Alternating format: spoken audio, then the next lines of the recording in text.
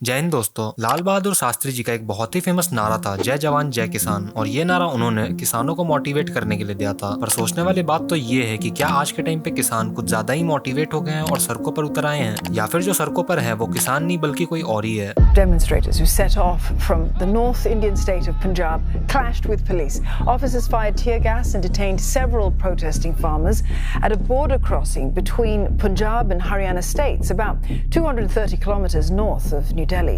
अभी तक आप ये तो समझ ही गए होंगे कि हम बात कर रहे हैं ऑनगोइंग फार्मर प्रोटेस्ट के बारे में। फार्मर प्रोटेस्ट 2.0 एक बार फिर से शुरू हो चुका है और इस प्रोटेस्ट में पंजाब, हरियाणा और उत्तर प्रदेश के तकरीबन 200 फार्मर यूनियन, 5000 से ज्यादा ट्रैक्टर्स पर कई हजार किसानों को लेकर दिल्ली की तरफ चल पड़े हैं। पर यहाँ सोचने वाली बात यह है कि आखिर ये सब कुछ ऐसे क्रूशियल टाइम पर, जब इलेक्शंस के कुछ ही महीने बचे हैं, क्यों शुरू हो रहा। और ऐसे वक्त में खालिस्तानी लीडर्स का इस प्रोटेस्ट को लेकर बयानबाजी करना, क्या ये कुछ अलग ही इंडिकेशन है। ਦਿੱਲੀ ਦੇ ਕੋਲੋਂ ਮੰਗਿਆ ਅੱਜ ਤੱਕ ਕੁਝ ਨਹੀਂ ਮਿਲਿਆ। ਫਸਲਾਂ ਤੁਹਾਡੀਆਂ, ਜ਼ਮੀਨਾਂ ਤੁਹਾਡੀਆਂ ਤੇ ਕਾਬਜ਼ ਹੈ ਹਿੰਦੁਸਤਾਨ ਦੀ ਹਿੰਦੂ ਹਕੂਮਤ ਦਿੱਲੀ ਤੋਂ ਚੱਲਦੀ। ਦਿੱਲੀ ਮਲਣੀ ਪੈਣੀ ਹੈ ਪੰਜਾਬ ਦੇ ਕਿਸਾਨਾਂ ਦੇ ਨੌਜਵਾਨੋਂ, ਦਿੱਲੀ ਮਲਣੀ ਪੈਣੀ ਹੈ। ਦੀ ਇੱਕ ਤੇ ਲਾ ਦੋ ਤੇ ਝੰਡੇ। अभी हम यही जानने की कोशिश करेंगे कि क्या ये एक्चुअल में हमारे देश के किसानों की मांग है या फिर कोई और ही इनके इमोशंस को यूज करके अपना मोटिव पूरा करना चाहता है। मोदी दा ग्राफ बहुत मंदर दे करके ऊपर चढ़ गया, वो नुकसान है। वो ਇਹਦਾ ग्राफ डाउन ਕਿਵੇਂ ਆ ਸਕਦਾ ਹੈ। ਮੈਂ ਬਹੁਤ ਵਾਰੀ ਜਦੋਂ ਮੈਂ ਪਿੰਡਾਂ ਦੇ ਵਿੱਚ ਤਿਆਰੀਆਂ ਕਰਾਉਂਦਾ ਫਿਰਦਾ ਸੀ, ਬਹੁਤ ਵਾਰੀ ਲੋਕਾਂ ਨੂੰ ਇਹ ਕਹਿੰਦਾ ਸੀ ਕਿ ਮੌਕਾ ਬੜਾ ਥੋੜਾ ਹੈ, ग्राफ ਉਹਦਾ बड़ा ਉੱਚਾ ਚੜਿਆ ਹੋਇਆ, दिन साढ़े को थोड़ी है। इंटेल रिपोर्ट्स की माने तो पंजाब, हरियाणा और नोएडा में तो कुछ ऐसे ट्रैक्टर्स को भी मॉडिफाई किया जा रहा है जो सीधे सीधे पुलिस बैरिकेड्स को तोड़कर दिल्ली की तरफ जा सकते हैं। इतना ही नहीं, इन फार्मर्स को इस प्रोटेस्ट के लिए प्रॉपर ट्रेनिंग और मॉक ड्रिल भी दिए जा रहे हैं। मार्च के लिए किसानों ने बुलडोजर और पॉकलेन जैसी मशीनों का इंतजाम भी कर लिया है। दो तस्वीरें आपके सामने, किसान संगठनों की मार्च का ऐलान, मशीनों के साथ दिल्ली कूच की है तैयारी। अब आप ही बताओ कि फार्मर्स के राइट्स का एक सीए प्रोटेस्टर सर्जिल इमाम से क्या लेना देना है, जो कि इंडिया से नॉर्थ ईस्ट को अलग करने की बात करता है। 5 लाख लोग हमारे पास हो ऑर्गेनाइज्ड, तो हम हिंदुस्तान और नॉर्थ ईस्ट को परमानेंटली कट कर सकते हैं। साथ ही उमर खालिद, जो कि कश्मीर को भारत से अलग करना चाहता है, क्या इनको बेल मिल जाने से फार्मर्स का भला हो जाएगा, क्योंकि इनका बेल करवाना फार्मर्स के डिमांड लिस्ट में 8 पॉइंट में मेंशन्ड है। तो चलिए फिर समझते हैं कि क्या हमारे देश के किसानों के साथ सच में अन्याय हो रहा है, या फिर इस प्रोटेस्ट के थ्रू कोई और है जो इन मासूम किसानों के कंधे पर बंदूक रखकर गोली चलाना चाह रहा है। इस वीडियो में आपको ऑनगोइंग फार्मर प्रोटेस्ट 2.0 के लीडर्स के बारे में कुछ ऐसा जानने को मिलेगा जो आपको कोई मीडिया हाउस नहीं दिखा रही। These are sites that Delhi last saw 3 years ago when farmers camped here for months on end, holding one of the largest protests that India has seen in recent times. Farmer protest 2.0 की शुरुआत तब हुई थी जब 10 फरवरी 2024 को SKM यानी संयुक्त किसान मोर्चा ने दिल्ली चलो का नारा लगाया था। इस नारेबाजी के बाद इस प्रोटेस्ट में कई किसान यूनियन जुड़ने लगे थे। एसकेएम दरअसल एक 200 किसान ऑर्गेनाइजेशन का एक यूनियन है जो कि पिछले किसान प्रोटेस्ट के दौरान ही बना था, और इस बार फार्मर प्रोटेस्ट को लीड कर रहे हैं राकेश टिकैत, जिन्होंने पिछली बार भी फार्मर प्रोटेस्ट को लीड किया था। इनके अलावा जोगिंदर सिंह उग्रहन भी इस प्रोटेस्ट में एक लीडर हैं, लेकिन इस बार इस पूरे प्रोटेस्ट के साथ एक नया नाम भी जुड़ गया है, जो है योगेंद्र यादव का, जो कि इस पूरे प्रोटेस्ट को बैक चैनल से सपोर्ट कर रहे हैं। साथ ही दोस्तों, ये तीनों अपने अपने किसान यूनियन के टॉप लीडर भी हैं, जैसे कि राकेश टिकैत बीकेयू यानी भारतीय किसान यूनियन के टॉप लीडर हैं, जोगिंदर सिंह उग्रहन बीकेयू एकता उग्रहन के टॉप लीडर हैं, वहीं योगेंद्र यादव संयुक्त किसान मोर्चा के फॉर्मर लीडर रह चुके हैं। अब इन तीनों के हिस्ट्री तो हम आपको आगे इस वीडियो में बताएंगे, लेकिन इससे पहले हम ये समझ लेते हैं कि आखिर किसानों की डिमांड क्या है और क्या उन डिमांड्स को फुलफिल करना सरकार के लिए पॉसिबल भी है या नहीं।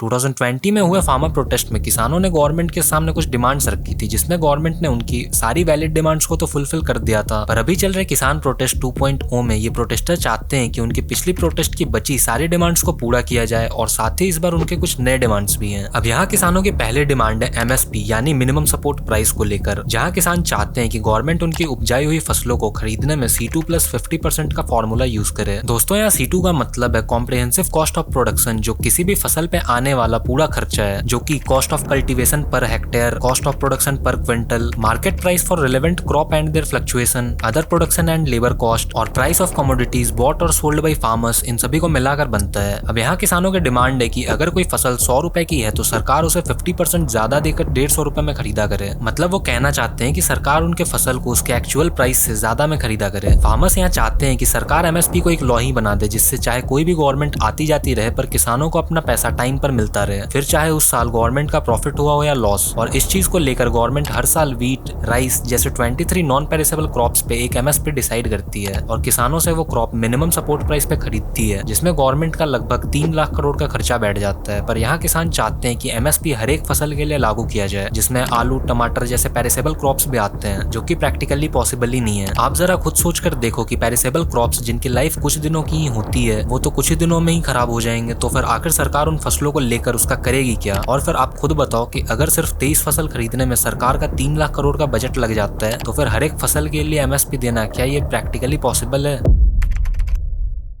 फार्मर्स ने गवर्नमेंट के सामने जो दूसरी डिमांड रखी है, वो डिमांड उन्होंने पिछले प्रोटेस्ट में भी रखा था, जिसे गवर्नमेंट के लिए फुलफिल करना प्रैक्टिकली पॉसिबल ही नहीं है, क्योंकि वो चाहते हैं कि गवर्नमेंट पूरे देश में फ्यूल्स पर लगाए जाने वाले टैक्सेस को खत्म कर दे। अब आपकी जानकारी के लिए बता दूं कि फ्यूल्स पर लगने वाले टैक्सेस से पूरे देश के GDP में 2% यानी 8 लाख करोड़ से भी ज्यादा का कॉन्ट्रीब्यूशन होता है। तो आप खुद ही बताओ कि अगर इन टैक्सेस को हटा दिया जाता है तो इसका हमारे देश की इकोनॉमी पर क्या इम्पैक्ट होगा। फार्मर्स चाहते हैं कि उनके और फार्म लेबर्स के ऊपर लगे हुए 10,000 से ऊपर के सारे लोन्स को माफ कर दिया जाए। देश में ऐसे लाखों किसान हैं जिनके ऊपर लोन है, और अगर अप्रॉक्स फिगर देखा जाए तो देश के किसानों के ऊपर 18 लाख करोड़ से भी ज्यादा का लोन है, जो कि हमारे GDP के 4% से भी ज्यादा है। अगर गवर्नमेंट इस डिमांड को फुलफिल करती है तो हमारे देश के 67% लोगों ने कभी न कभी अपने लाइफ में लोन लिया है। तो ऐसे में तो ये सब भी प्रोटेस्ट पर उतर आएंगे अगर इस तरह से लोन माफ होने लगे तो, क्योंकि देश की इकोनॉमी में तो उनका भी कॉन्ट्रीब्यूशन है। फार्मर्स चाहते हैं कि 58 ईयर्स के ऊपर के हर एक फार्मर को 10,000 रुपए का पेंशन प्रोवाइड किया जाए। अब क्योंकि इंडिया के मेजोरिटी पॉपुलेशन किसान है, तो आप खुद सोच लो कि 58 प्लस कितने होंगे, और अगर गवर्नमेंट इन सभी को 10,000 का पेंशन देने लगी तो फिर खुद सोच लो कि यहाँ सरकार का कितने लाख करोड़ का खर्चा बैठ जाएगा। अब ये डिमांड इसलिए बेसलेस है क्योंकि ऐसे तो देश का हर एक इंसान प्रोटेस्ट पर बैठ जाएगा और खुद को किसान बताने लगेगा, और अगर किसानों को ये पेंशन मिलता है तो फिर तो ये पेंशन हर एक मजदूर को भी मिलना चाहिए, क्योंकि देश के डेवलपमेंट में तो उनका भी कॉन्ट्रीब्यूशन है। फार्मर्स की अगली डिमांड है लखीमपुर खेरी हत्याकांड को लेकर, जिसमें एक कार ने प्रोटेस्ट कर रहे किसानों को कुचल दिया था। फार्मर्स चाहते हैं कि उसके कल्प्रिट को पनिश किया जाए और दिल्ली प्रोटेस्ट के दौरान 8,000 फार्मर्स पर फाइल्ड केसेस को भी डिसमिस कर दिया जाए। और इसी के साथ फार्मर्स चाहते हैं कि 2020 और 21 में फार्मर प्रोटेस्ट के दौरान मारे गए 600 फार्मर एक्टिविस्ट के फैमिली को कंपनसेशन भी दिया जाए। अब इन डिमांड्स के अलावा नोएडा के प्रोटेस्टर की कुछ और भी डिमांड है, जैसे कि हाईवे बनाने के लिए सरकार ने उन किसानों से जो जमीन खरीदी थी, जिसके लिए सरकार ने उन्हें प्रॉपर पैसे भी दे दिए थे, पर अब ये किसान चाहते हैं कि उन्हें पैसों के अलावा सरकार से 10% प्लॉट एक्स्ट्रा मिलना चाहिए और साथ ही उन्हें गवर्नमेंट जॉब भी मिलनी चाहिए। सरकार ने जब उन किसानों से जमीन खरीदी थी तो उस वक्त की वैल्यू के हिसाब से सरकार ने उन्हें जमीन का एक्चुअल कॉस्ट और एक्स्ट्रा प्राइस दे दिया था, पर अब उनका कहना है कि आज की डेट में उन जमीनों का वैल्यू बढ़ चुका है तो सरकार उन्हें और पे करे। मतलब मजाक है। आप खुद सोचो कि अगर आपने आज से 10 साल पहले किसी से कोई 1 करोड़ का जमीन परचेज किया और फिर वही इंसान आज की डेट में आपसे आकर बोले कि आज की डेट में तो उस जमीन का वैल्यू 2 करोड़ हो चुका है, तो मुझे और पैसे दो, तो फिर क्या सेंस बनता है इसका।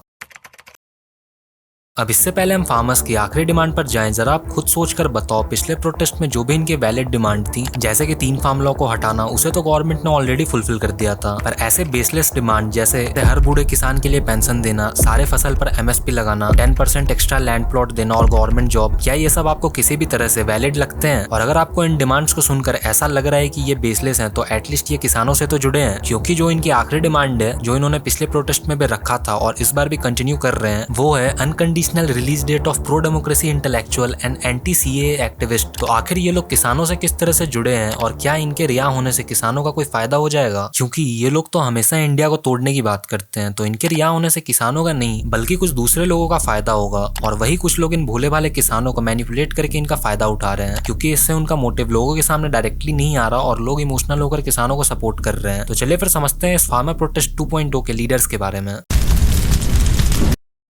इस प्रोटेस्ट के मास्टरमाइंड ये 3 लोग हैं। राकेश टिकैत, जिन्होंने पिछली बार भी इस फार्मर प्रोटेस्ट को लीड किया था, इनके अलावा जोगिंदर सिंह उग्रहन भी इस प्रोटेस्ट को लीड कर रहे हैं, और इनके अलावा इस बार इस प्रोटेस्ट के साथ एक नया नाम भी जुड़ चुका है, जो है योगेंद्र यादव का, जो कि इस पूरे प्रोटेस्ट को बैक चैनल से सपोर्ट कर रहे हैं। साथ ही दोस्तों ये तीनों अपने अपने किसान यूनियन के टॉप लीडर भी हैं, जैसे राकेश टिकैत BKU यानी भारतीय किसान यूनियन के टॉप लीडर है, जोगिंदर सिंह उग्रहन BKU एकता उग्रहन के टॉप लीडर है, वही योगेंद्र यादव संयुक्त किसान मोर्चा के फॉर्मल लीडर रह चुके हैं। सबसे पहले बात करते हैं राकेश टिकैत की, जो कि भारतीय किसान यूनियन के टॉप लीडर हैं और उनके भाई नरेश टिकैत बीकेयू के प्रेसिडेंट भी हैं। अब यहाँ एक चीज थोड़ी कंफ्यूजिंग है क्योंकि टिकैत फैमिली ऑलमोस्ट हर एक प्रोटेस्ट में इन्वॉल्व होती है। जैसे राकेश खुद फार्मर प्रोटेस्ट को लीड कर रहे हैं, वहीं उनके भाई नरेश और उनका बेटा सीसी टिकैत दोनों ही रेसलर प्रोटेस्ट में शामिल थे। अब ये चीज फिसी है कि एक फार्मर यूनियन का लीडर हर एक प्रोटेस्ट में क्या कर रहा है। अब कहने को तो राकेश एक फार्मर यूनियन के लीडर हैं, पर आप जरा खुद सोचो कि क्या एक फार्मर लीडर दूसरे फार्मर लीडर का मर्डर करने की सोच सकता है, क्योंकि यहाँ नरेश टिकैत पर राष्ट्रीय किसान मोर्चा के प्रेसिडेंट चौधरी जगबीर सिंह के मर्डर का आरोप है, जिससे आप ये तो समझ ही गए होंगे कि इनका बैकग्राउंड कैसा है और एक फार्मर के इंटरेस्ट से ज्यादा इनके लिए अपना पर्सनल इंटरेस्ट मायने रखता है। अब बात करते हैं इस प्रोटेस्ट के अगले मास्टरमाइंड जोगिंदर सिंह उग्रहन की। जोगिंदर एक्चुअली एक एक्स आर्मी ऑफिसर भी रह चुके हैं और वो पहले से एक फार्मर भी हैं, लेकिन खुद एक फार्मर होने के बावजूद भी वो पिछले प्रोटेस्ट में फार्मर्स के डिमांड को छोड़कर ये सर्जिल इमाम और उमर खालिद जैसे एंटी नेशनल को रिलीज करने की डिमांड क्यों कर रहे थे, और वो भी ऑफिशियल डिमांड लिस्ट में लिखवा कर। और ये कोई फर्स्ट टाइम नहीं है, इन्होंने पहले भी कई बार एंटी नेशनल स्टैंड लिया है। पहले भी इन्होंने शाहीन बाग प्रोटेस्टर को सपोर्ट करते हुए उन्हें खाना प्रोवाइड किया था, और फिर भी वो अपने किए गए इस पॉलिटिक्स को लेकर आज भी बिल्कुल भी एपोलोजेटिक नहीं है। और इन सब चीजों को सुनकर आप ये तो समझ ही गए होंगे कि ये तो साफ है कि ये फार्मर्स के लिए नहीं बल्कि अपने पर्सनल मोटिव के लिए फाइट कर रहे हैं। अब बात करते हैं इस प्रोटेस्ट में जुड़े एक नए लीडर यानी योगेंद्र यादव की। योगेंद्र ने ये ओपनली एक्सेप्ट किया है कि उन्होंने फार्मर प्रोटेस्ट फार्मर्स के राइट से ज्यादा बीजेपी गवर्नमेंट को डिथ्रोन करने के लिए किया था, ताकि ऑपोजिशन पार्टी फिर से पावर में आ सके। किस इलाके में बीजेपी का वोट कितना घटा,